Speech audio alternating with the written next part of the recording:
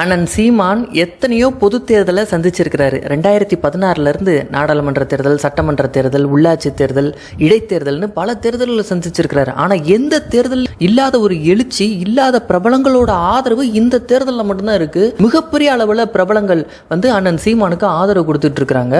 சின்னத்திரை நடிகர்கள்ல இருந்து வெள்ளித்திரை நடிகர்கள் வரைக்கும் அத்தனை பேரும் சீமானை ஆதரிச்சுக்கிட்டு இருக்கிறாங்க. இந்த சில பிரபலங்கள் மறைமுகமாக அவங்க சீமானை தான் சொல்றாங்கன்னு தெரியுது. அவங்க சொல்றது எப்படின்னா, இயற்கையை யாரு காக்குறாங்களோ, யாரு வாக்குக்கு காசு கொடுக்கலையோ அவங்களுக்கு ஓட்டு போடுங்கிறாங்க. அப்ப அது யாரு? ஒரே தலைவர் தான், அது அண்ணன் சீமான் மட்டும் தான், நாம் தமிழர் கட்சி மட்டும்தான். இப்படி பல பிரபலங்கள் அண்ணன் சீமானுக்கு ஆதரவை கொடுத்துட்டு இருக்காங்க. தமிழக வாழ்வுரிமை கட்சியினுடைய தலைவர் வேல்முருகன் திமுக கூட்டணியிலிருந்து வெளியே இன்னைக்கு தனிச்சு போட்டிடுறாரு. அண்ணன் சீமான் மேல அவருக்கு எப்பயுமே ஒரு தனி அன்பு உண்டு. எப்பயுமே ரெண்டு பேரும் நண்பர்களாக, என்னுடைய ரத்தம்டா நீ அப்படின்னு, ரெண்டு பேரும் ஒரே ரத்தம் அப்படின்னு பேசிக்கிறோன்னு அவங்களே பல பேட்டிகள்ல ரெண்டு பேருமே பகிர்ந்துருக்காங்க. அப்படிப்பட்ட வேல்முருகன் சொல்றாரு, சீமான் ஜெயிக்கணும், சீமான் சட்டமன்றத்துக்குள்ள போகணும் அப்படிங்கிறதுக்காக நான் சீமானுக்கு அவருடைய வாக்குகளுக்கு சேதப்படுத்திடக்கூடாது, வாக்கை பிரிச்சிடக்கூடாதுங்கிறதுக்காக நான் காரைக்குடி தொகுதியிலேயே நான் வேட்பாளர்கள் போடல அப்படிங்கிறாரு. சீமான் அவரை போன்று இயற்கையை நேசிக்கக்கூடிய, டிக்ளேர் செய்யக்கூடிய துணிச்சல் மிக்க தலைவர்கள் தமிழக சட்டமன்றத்துக்குள்ள வரணும் அப்படின்னு நாங்கள் விரும்புகிறோம். அதற்காக அவர் போட்டியிடுகின்ற காரைக்குடி தொகுதியில் நாங்கள் வேட்பாளரை நிறுத்தணும். வேல்முருகன் அவளை என்ன பெரிய செல்வாக்கான ஆளா, காரைக்குடியில் அவருக்கு என்ன ஓட்டு இருக்க போகுது அப்படின்னு நம்ம நினைச்சாலும் கூட ஒரு ஓட்டுல தோத்தவனும் இருக்கான், ஜெயிச்சவனும் இருக்கான். அந்த மாதிரி சீமானுடைய வெற்றிக்காக மறைமுகமாக வேல்முருகன் உதவி செஞ்சிருக்கிறாரு. போல இயக்குனர் பேரரசு அவர் பாத்தீங்கன்னா பிஜேபி ஆதரவாளர். அப்படி இருந்தாலும் கூட அவர் சொல்றாரு, நான் கட்சி ரீதியா நான் பிஜேபி தாங்க, ஆனா நான் ஒண்ணு சொல்றேன், சீமான் சட்டமன்றத்துக்கு போயே ஆகணும். இங்க பேசுறத அங்க பேசினா அது எப்படிப்பட்ட தாக்கத்தை ஏற்படுத்துங்கிறத மக்கள் உணரணும். இதுக்காகவாது தயவு செஞ்சு கட்சி பேதம் பார்க்காம நம்ம வாக்கு செலுத்தி சீமானா வெற்றியடைய செய்யணுங்கிறாரு. நான் தமிழர் கட்சி சார்பா ஒரு 2 பேர் 3 பேராது உள்ள போகணும் சார். சட்டசபை போகணும் சார். சட்டசபைக்குள்ள கேள்வி கேட்கிற கால் வேணும் சார். அப்போ ஒரு சீமான உள்ள போகணும். சீமான சார்ந்த யாராவது கூட ஒரு 2 பேராவது உள்ள போகணும். இல்லை சீமான் அண்ணனாவது உள்ள போகணும் சார். நான் ஒரு குடிமனா பேசிக்கிறேன். மூத்த பத்திரிகையாளர் தராசு ஷியாம் எப்பயுமே பேசும்போது அதிமுக குறித்து பேசுவார், திமுக குறித்து பேசுவார், நாம் தமிழர் கட்சி குறித்து பேச மாட்டாரு. அவரே இந்த தேர்தலில் பல முறை வலுக்கட்டாயமாக அண்ணன் சீமான் குறித்து பேசுறாரு, நாம் தமிழர் கட்சி குறித்து பேசுறாரு. எங்க விஜயை கம்பேர் பண்ணும்போது சீமான் 1000 மடங்கு சிறந்தவர்னு சொல்றாரு தராசு ஷியாம். சீமான் 100% தன்னுடைய உழைப்பை போட்டிருக்கிறாரு. 100% அட்டண்டன்ஸ், ஒரு நாள் கூட ஓய்வெடுக்காம தேர்தல் அறிவிக்கப்பட்ட நாள் தொட்டு இன்னைக்கு வரைக்கும் உழைக்கக்கூடிய தலைவரா சீமான் இருக்கிறார் அப்படின்னு அண்ணன் சீமானை பாராட்டி இருக்கிறார் தராசு ஷியாம். இன்னும் சொல்ல போனால் அவர் சீமானை விட கூட நிறைய இடங்கள்ல ஓட்டு குறைவாருன்னு தான் நான் நினைக்கிறேன். விஜயா சீமானா நீங்க கம்பேர் பண்ணீங்கன்னா நான் சீமானுக்கு தான் அதிகமான மதிப்பெண் கொடுக்குறேன். அட்டண்டன்ஸ் அவருக்கு தான் ஃபுல் அட்டண்டன்ஸ் இருக்குங்க, 100% இருக்கு. இதோட பிளானிங்ல ஒரு ப்ராப்ளம்னு நான் பார்ப்பது என்னன்னா, அவர்கிட்ட கண்டினியூட்டி இல்லைங்க. உதாரணமாக அவர் தொடர்ந்து லீவு போட்டுக்கிட்டே போறாரு, அட்டண்டன்ஸே பத்தாதுங்களே. ஒரு பாஸ் பண்றதுக்கே அவருக்கு அட்டண்டன்ஸ் பத்துமாங்கிறது எனக்கு சந்தேகமா தான் இருக்கு. அப்போ ஒரு தலைவரை நம்ம தொடர்ந்து பார்ப்பதே எதுக்குன்னா, சீயிங் இஸ் பிலீவிங் தான். ஒரு நம்பகத்தன்மை அதுல வளரும். தலைவருக்காக தான் ஒரு 3 மணி நேரம் காத்திருப்போம். அவர் வந்தா தான் அதுல திருப்திங்க, வரலைன்னா ரொம்ப அளவுக்கு மன வருத்தங்கள் வரும். இது நீங்க எல்லா கேம்பெயின்லயும் பார்க்கலாம். அப்போ விஜய் கேம்பெயினை இவங்க கேம்பெயினோட ஒப்பிட முடியுமானா எனக்கு ரொம்ப ரொம்ப சந்தேகமா இருக்குது.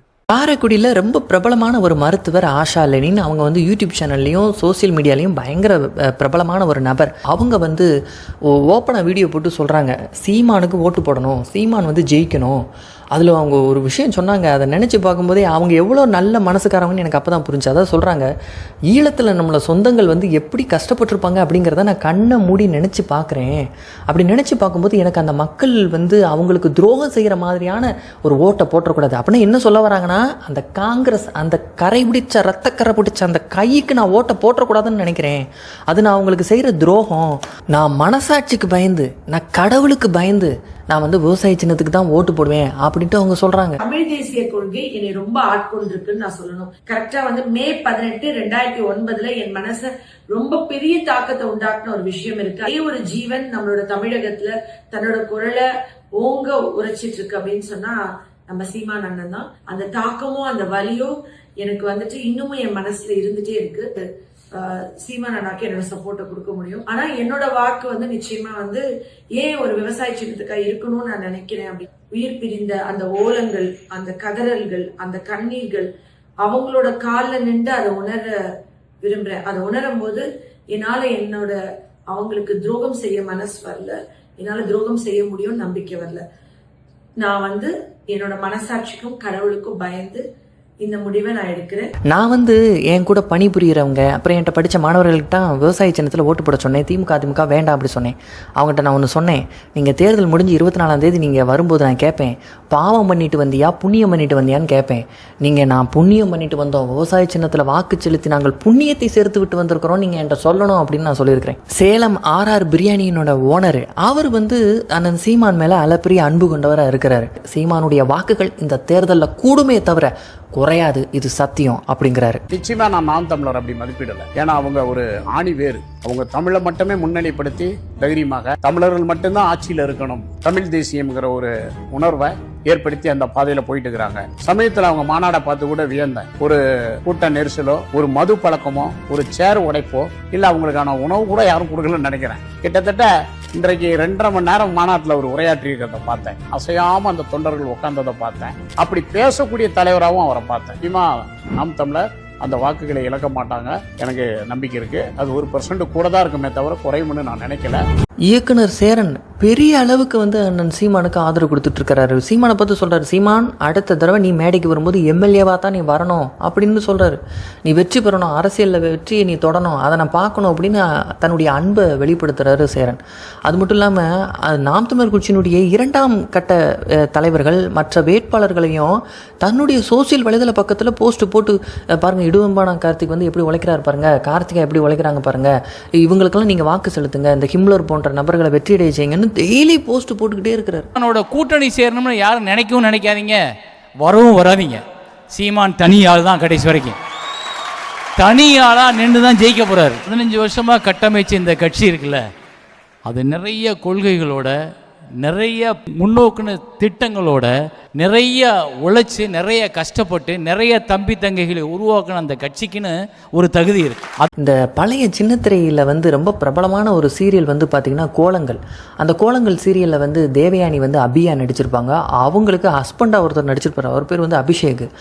அவர் வந்து நாம் தமிழர் கட்சிக்காரவங்க பிரச்சாரம் பண்ணுறதை பார்க்கும்போது தன்னுடைய காரை நிப்பாட்டி அவங்கள கூப்பிட்டு அவங்களுக்கு தேவையான உதவியெல்லாம் செஞ்சு அவங்களுக்கு பணம் கொடுத்து, தம்பி நீங்கள் ஜெயிக்கணும், நீங்கள் சரியான பாதையில் போகிறீங்க, அண்ணனை கேட்டதாக சொல்லுங்கள், என்னோட ஆதரவு, என் குடும்பத்தோட ஆதரவு எல்லாமே உங்கள் கட்சிக்கு தான் அப்படின்னு அவர் சொல்லிட்டு போகிறாருன்னா அப்போ எத்தனை பேர் எவ்வளோ பெரிய ஆதரவு நாம் தமிழர் கட்சிக்கு இருக்குங்கிறத நம்ம உணரணும். சகாயம் ஐஏஎஸ் பேசும்போது சொல்கிறாரு, வீட்டுக்கு ஒருத்தனுக்கு அரசு வேலை யார் கொடுக்குறாங்களோ அவங்களுக்கு ஓட்டு போடுங்க, இந்த ஃப்ரிட்ஜு தரேன், வாஷிங் மிஷின் தரேன்னு இலவசம் தரக்கூடிய இலவசத்தை தந்து மக்களை ஏமாற்றக்கூடியவர்களுக்கு வாக்கு செலுத்தாதீங்கன்னு சகாயம் ஐஏஎஸ் சொல்கிறாரு.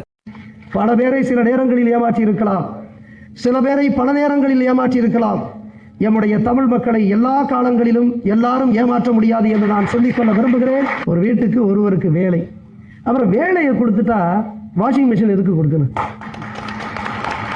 ஒருவருக்கு ஒரு வேலைன்னு கொடுத்துட்டா முடிஞ்சு போச்சு பிரச்சனை. அதைத்தானே நம்ம எதிர்பார்க்கிறோம். நடிகை ரேவதி சமூக செயற்பாட்டாளர். ஒரு இடத்துல தப்பு நடக்கணும் இறங்கி கேட்கக்கூடிய ஒரு ஆள். அடிப்படையில் அவங்க ஒரு கேரளாக்காரங்களா இருந்தாலும் இயற்கையை பெரிதும் நேசிக்க கூடாங்க.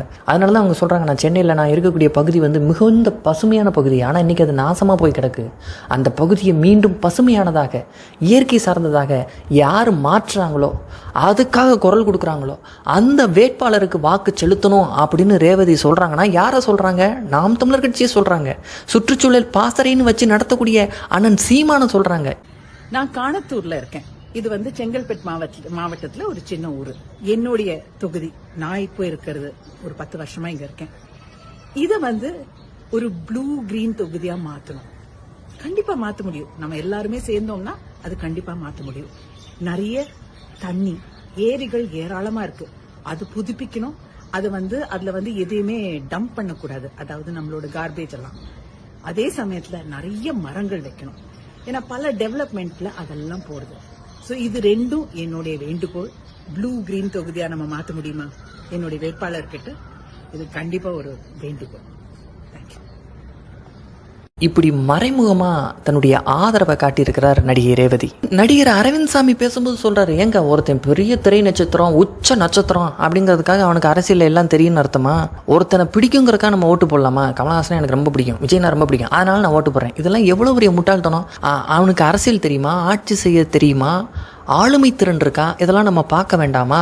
ஒரு நடிகை தன்னுடைய பாப்புலாரிட்டியை பயன்படுத்திக்கிட்டு வாக்குகளை வாங்குறதுங்கிறது மிகப்பெரிய பிராடுத்தனம் அப்படின்னு சொல்லிட்டு நடிகர் அரவிந்த் சாமி சொல்கிறாரு. ஸோ நீங்கள் வந்து ஒரு பெரிய ஸ்டார்னாக்க நீங்கள் நல்லா ஆளுவீங்கன்றதுக்கு என்ன சம்மந்தம் எனக்கு புரியல. எனக்கு இப்போ நீங்கள் ஒரு பெரிய ஆக்டர், நீங்கள் வந்து எனக்கு நல்ல ஒரு இப்போ கவர்மெண்ட் பாலிசிஸ்லாம் நீங்கள் டிராஃப்ட் பண்ணுறதுக்கு உங்களுக்கு தகுதி இருக்குன்னு நான் எப்படி நம்புறது?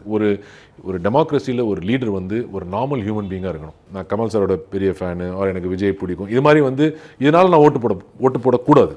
நான் ஓட்டு போடக்கூடாது, மற்றவங்க எப்படி பண்ணுறாங்கன்னு நான் சொல்லலை.